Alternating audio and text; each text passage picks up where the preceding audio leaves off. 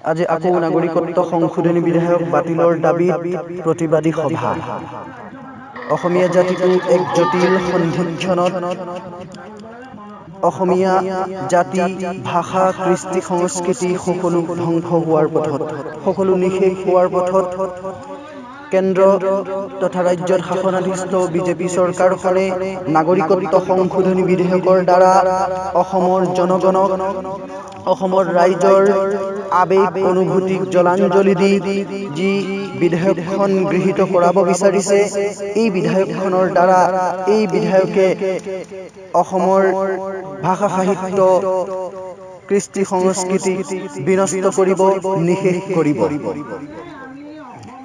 আজি এই নাগৰিকত্ব সংশোধনী বিধেয়ক 2016ৰ প্ৰতিবাদত তিতাবৰ প্ৰেছ ক্লাবৰ বাকৰিত এখনি বিশাল প্ৰতিবাদী সভা অনুষ্ঠিত হয়।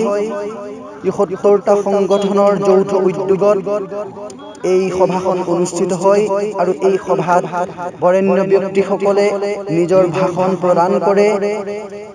অসমৰ পৰিস্থিতি তথা এই নাগৰিকত্ব সংশোধনী বিধেয়কখনৰ বিষয়ে জনসাধাৰণক অৱগত কৰে।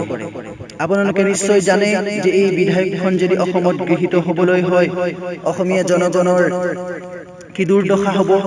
আৰু এই সভাখনৰ পিছতেই এটি বিশেষ কাৰ্যসূচী হাতত লোৱা হয়।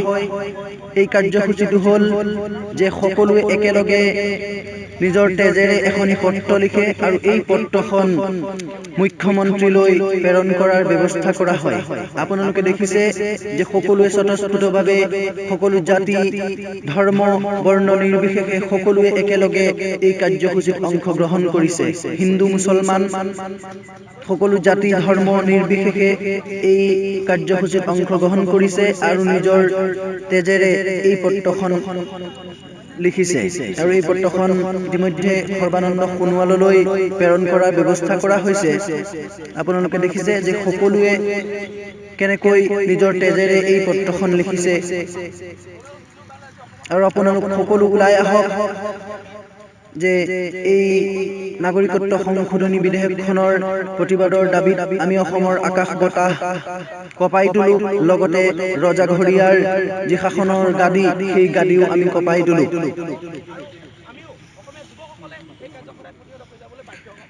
এই কাৰ্যসূচীৰ দ্বাৰা অসমৰ জনগণই অৰ্থাৎ লাচিতৰ দেশৰ সংগ্ৰামী জনতাই এইটোৱেই ক'ব বিচাৰিছে, ৰজাঘৰীয়াক এইটোৱেই বুজাব বিচাৰিছে যে অসমৰ ৰাইজে শেষ বিন্দু তেজ থকালৈকে এই জাতিৰ স্বাৰ্থত সংগ্ৰাম কৰি যাব, এই সংগ্ৰাম অব্যাহত ৰাখিব। ইয়াত লিখা হৈছে যে তেজ দিম অসম নিদো, অৰ্থাৎ অসমৰ জনসাধাৰণ তেজ দিবলৈ সাজু আছে, কিন্তু অসমখনক ভাষা, সাহিত্য, কৃষ্টি সংস্কৃতিক বিনষ্ট হোৱাটো অসমৰ জনসাধাৰণে কেতিয়াও মানি ল'ব নিবিচাৰে। আপোনালোকে দেখিছে যে কেনেকৈ সকলো মানুহ ওলাই আহি সকলোৱে একেলগে এই কাৰ্যসূচীত অংশগ্ৰহণ কৰিছে। আপোনালোকো সকলো ওলাই আহক আৰু এই জাতিৰ ধ্বংসী নাগৰিকত্ব সংশোধনী বিধেয়ক 2016 বাতিলৰ দাবীত আমি অসমৰ আকাশ বতাহ কঁপাই তুলো। যেতিয়ালৈকে এই নাগৰিকত্ব সংশোধনী বিধেয়ক বাতিল নহয়, আমি আমাৰ সংগ্ৰাম অব্যাহত ৰাখিম। জয় আই অসম।